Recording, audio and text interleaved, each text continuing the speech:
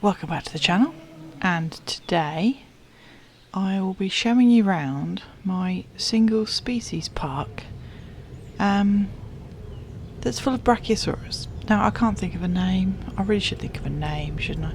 This is obviously the gate that I'm eternally frustrated that I can't get a decent look at. It will not let me pan down. Oh, it's very frustrating. Anyway, this is the park. It's a 5-star park. I'll come back to this in a minute. And this is the guest area, obviously.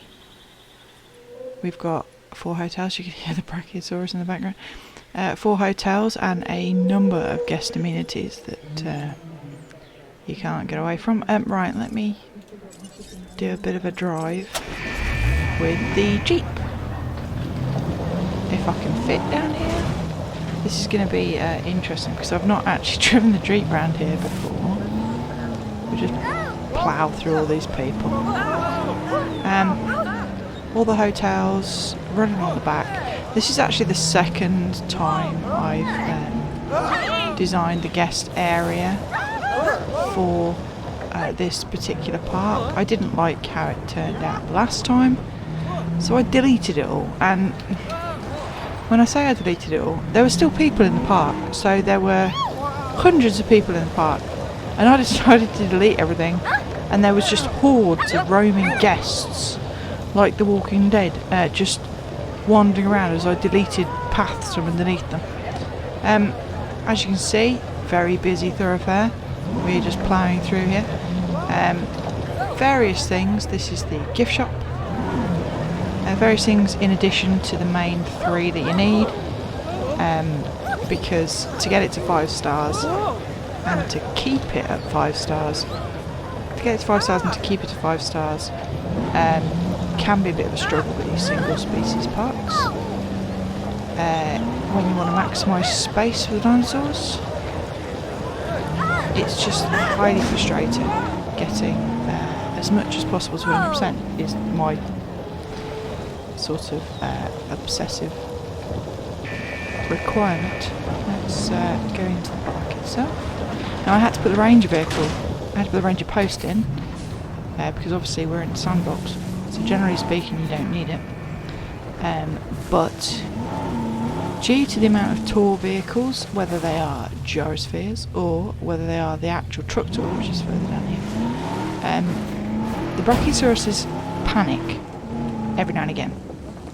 Only like one of them, usually. Well, a couple of them will panic, but if you're unlucky, then one of them will panic so much that it doesn't get to eat and it doesn't get to drink, and it will sit there next to a feeder, next to a pond of water, and it will die. Now, I don't need to tell you how frustrating that is, because that's ridiculous. But nevertheless, it's what happens. So every now and again, I'll get a warning pop up, and me being me, I'm not just going to let it die. Send the range vehicle out, give it a bit of a health boost, and help it on its way. Now, I've put, to make sure I get the park to 5 stars easily without having to totally spam the Brachiosauruses, which I've done anyway, but you know, not any more than that is what I mean. I've used the paleobotany system, so that gives you the rating boost every time one of them goes anywhere near a feeder, and that just helps a little bit to reduce the amount of dinosaurs you actually need in a single species park to overcome the variety penalty. It's a fairly large park with lots of water in it. I actually don't mind it. I like this park. I was quite proud of the water and the terrain differences. At first, it took a long while before the Brachiosaurus is actually spread out, because bless them, we love them obviously, but they're not fast movers when they don't want to be, or when they don't need to be.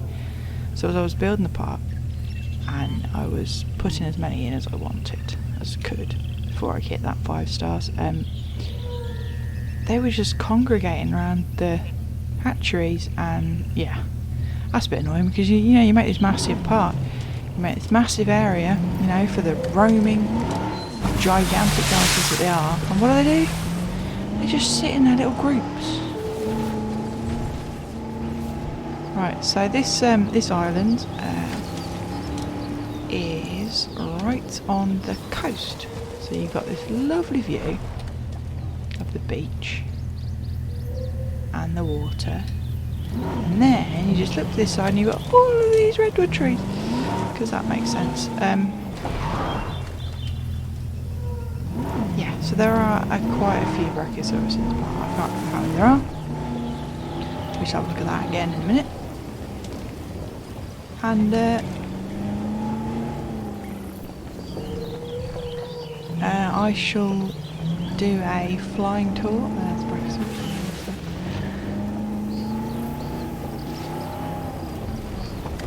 I might even just let the tour vehicle go. I'll put the ride the tour vehicle option on, and we'll just sit there and we'll just watch it. And I'll probably speed the video up at that point. Right, let's leave him out there.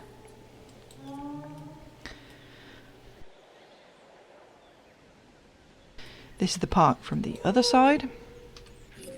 Here is the map. As you can see, I only wanted to put the guest area down here and nowhere else.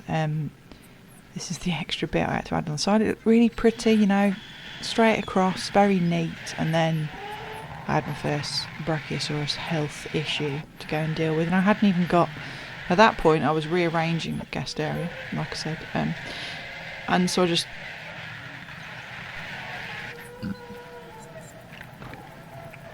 I slapped down that ACU unit and flew out and darted it with a bit of a health boost just to cheer it up a bit. It was literally on brink of death by the time the ACU unit was built, but we got there, we saved it, it's fine, because at that point I'd already deleted my hatcheries and I didn't want to have to make another one just to top out the rating. So this is the park.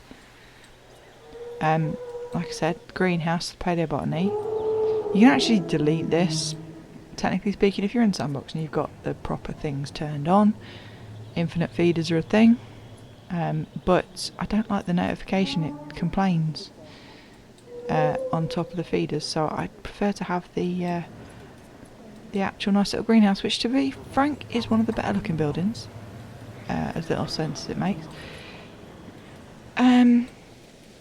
So in addition to the regular three, you've the restaurant, the arcade and the clothes shop, we've also got a bar, fast food restaurant, a fossil zone, another gift shop. Another gift shop? No. Just the one gift shop. I'm sure I had two gift shops.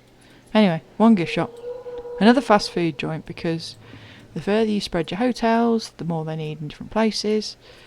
And, oh no, that's the arcade, and that's another fast food restaurant. We've got all these viewing galleries, and yet the viewing percentage? Is it percentage? The viewing rating isn't that great, if we're being honest. Let's have a look at the, there we go. See, look, I've been checking it already. They're all looking out here, and yeah, okay, they see a few dinosaurs every now and again. But the most of the viewing goes on with the tours. So we've got two tours. We've got the Jurassic truck tour, and apparently that's the fourth one I've built. I don't remember building three. Anyway, and then we've got a gyrosphere on this side. So if we look at the map, so the truck tour just goes around this bit, and then you get the gyrosphere goes around that bit. The truck tour did go further round, but I got fed up of it frightening dinosaurs so much, and I wanted to put the gyrosphere in as well, so I edited it this bit just so it went round a little bit shorter. Yeah, so that's the park. So look at the stats. 36 dinosaurs, that's actually not a lot at all. I'd forgotten how many I hadn't got. You see the visibility, look, it is percentage. Visibility is not great. Everything else makes up for it. The 290s are very annoying, and I've given up trying to figure out how to fix them, because they go up and down as they usually do. But yeah, so we've got our 5 stars. We've got 5,697 guests at the moment.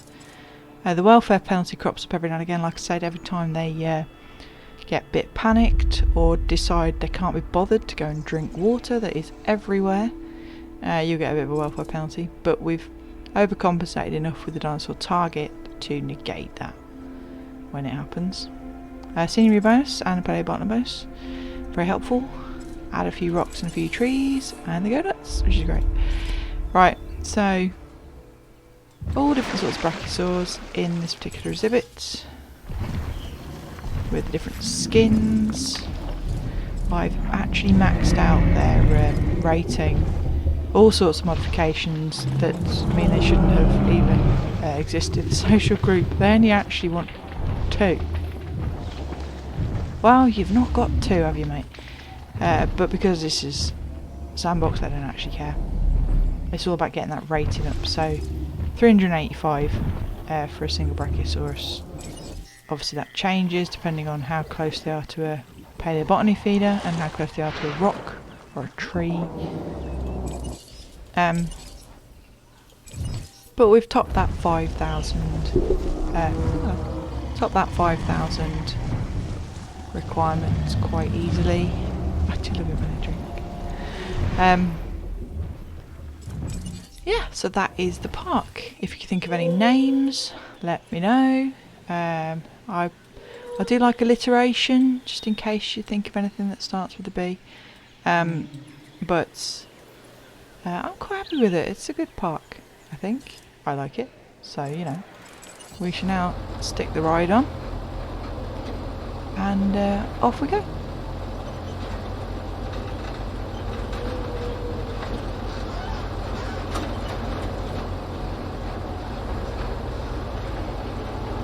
Well, this is a bit steep, isn't it? Oh, crikey.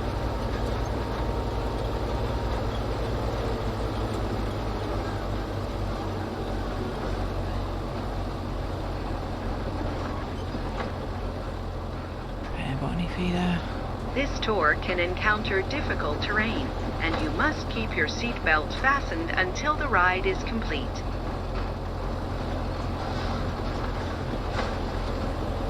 Well, I haven't got a body to attach a seatbelt to, and I can't even see any seatbelts, so yeah, they're not wearing a seatbelt. Why do I have to wear a seatbelt? Oh, I just can't. Sorry. Right. And here we come across a Brachiosaurus.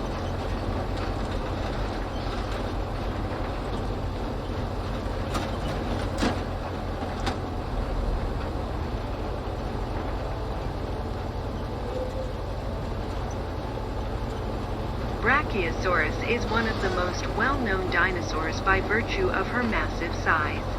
This makes her a popular attraction for visitors. Her calls can be heard from across the park.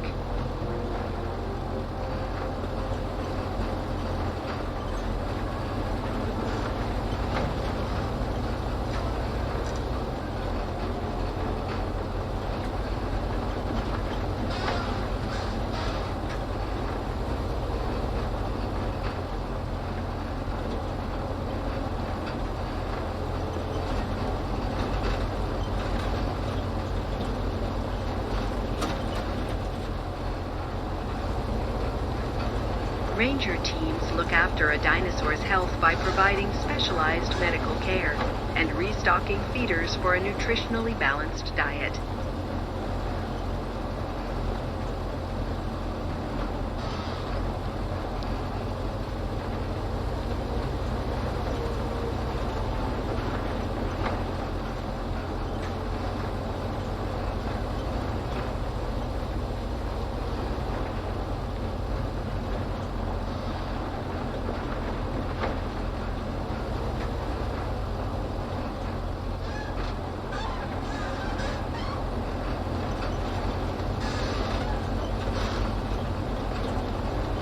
Brachiosaurus's name is derived from the incredible height of her humerus.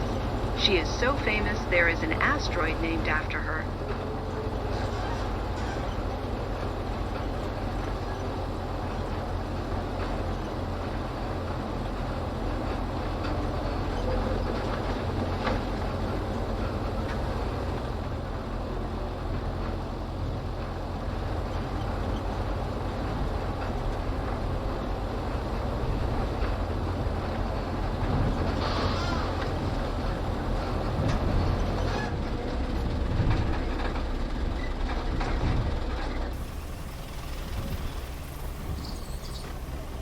Please make sure that you listen carefully to any safety announcements or instructions from staff.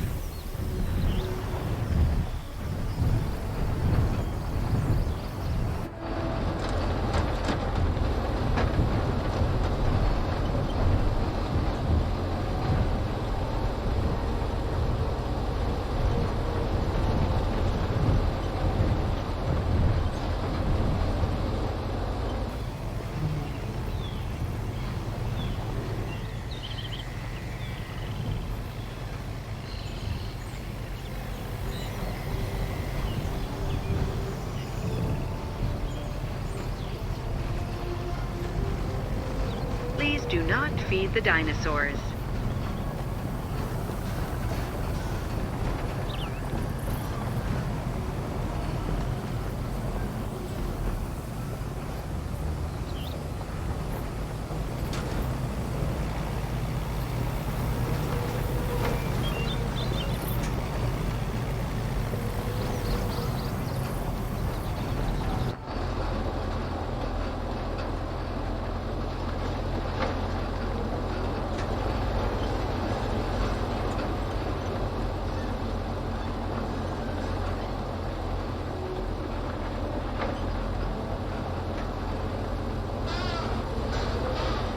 Want something memorable to take home with you? Souvenirs are available to purchase at the gift shop.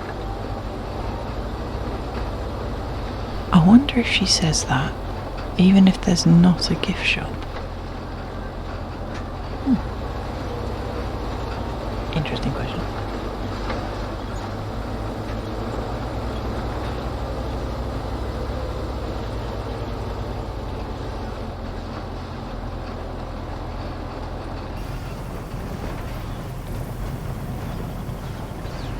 Yeah, much clearer view and the... Did you just see that? That wasn't just me, Please right? Remain seated for the duration of the ride. Okay. Anyway, you get a much better view from the back without the sort of hazy window effect. Which is great if they're Brachiosaurus because they're huge and all they'll do is knock the car over, but if they're carnivores, bit of a worry.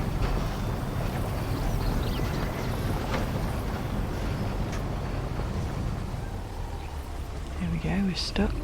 She's going to beat that horn in a minute, send it packing.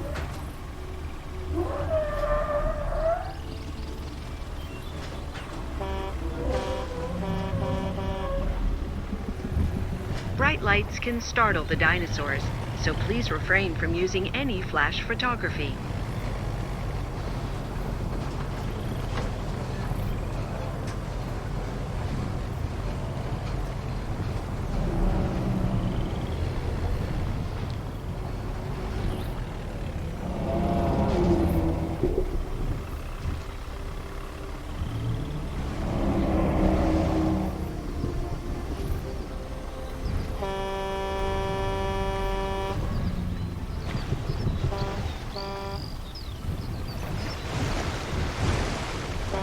Get hit.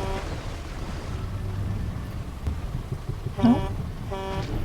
Please make sure that you listen carefully to any safety announcements or instructions from staff. You know, I'm not so sure that I'd be quite as quick to startle a load of Brachiosaurus if I was right in the middle of them.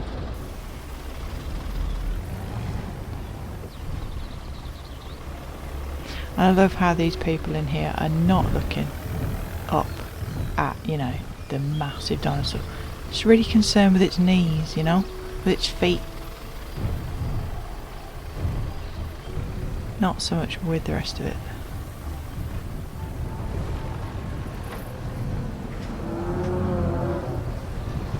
Sometimes it is necessary to transport a dinosaur to another enclosure or to the mainland. Such actions are taken by the highly trained ACU teams.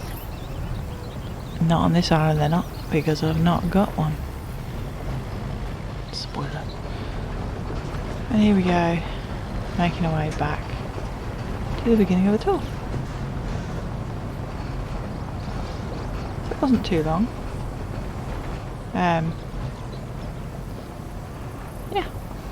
I hope you enjoyed it.